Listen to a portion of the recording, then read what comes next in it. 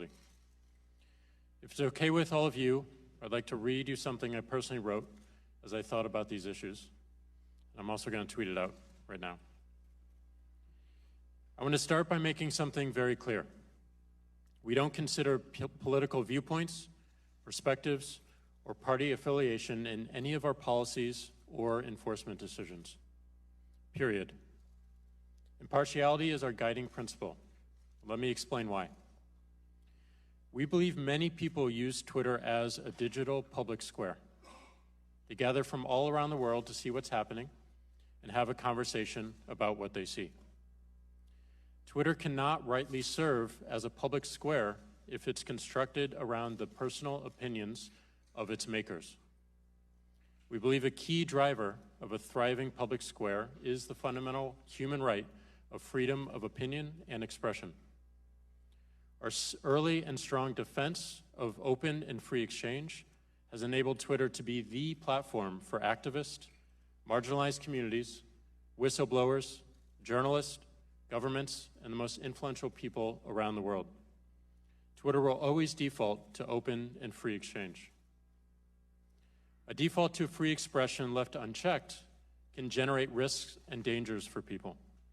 It's important Twitter distinguishes between people's opinions and their behaviors, and disarms behavior intending to silence another person or adversely interfere with their universal human rights. We build our policies and rules with a principle of impartiality, objective criteria, rather than on the basis of bias, prejudice, or preferring the benefit to one person over another for improper reasons.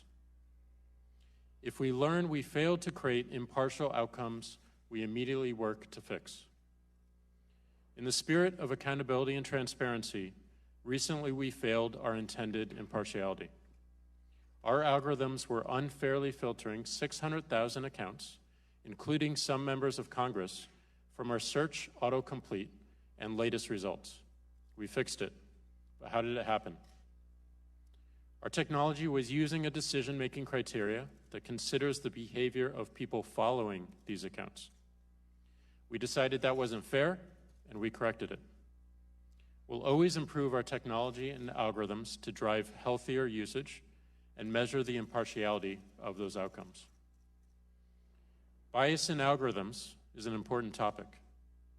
Our responsibility is to understand, measure, and reduce accidental bias due to factors such as the quality of the data used to train our algorithms.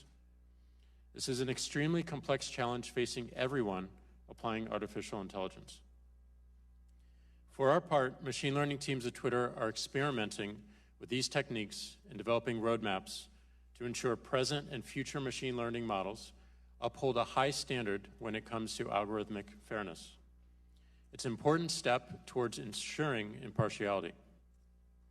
Looking at the data, we analyzed tweets sent by all members of the House and Senate and found no statistically significant difference between the number of times a tweet by a Democrat is viewed versus a Republican, even after all of our ranking and filtering of tweets has been applied. Also, there's a distinction we need to make clear. When people follow you, you've earned that audience, and we have a responsibility to make sure they can see your tweets. We do not have a responsibility, nor you a right, to amplify your tweets to an audience that doesn't follow you. What our algorithms decide to show in shared spaces, like search results, is based on thousands of signals that constantly learn and evolve over time. Some of those signals are engagement. Some are the number of abuse reports. We balance all of these to prevent gaming our system.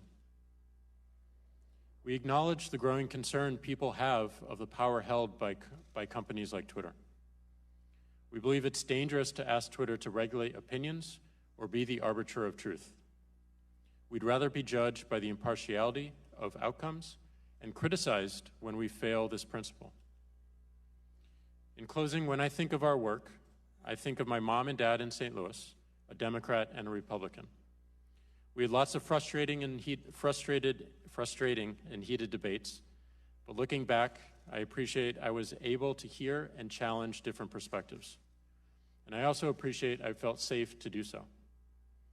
We believe Twitter helps people connect to something bigger than themselves, show all the amazing things that are happening in the world, and all the things we need to acknowledge and address. We're constantly learning how to make it freer and healthier for all to participate. Thank you all.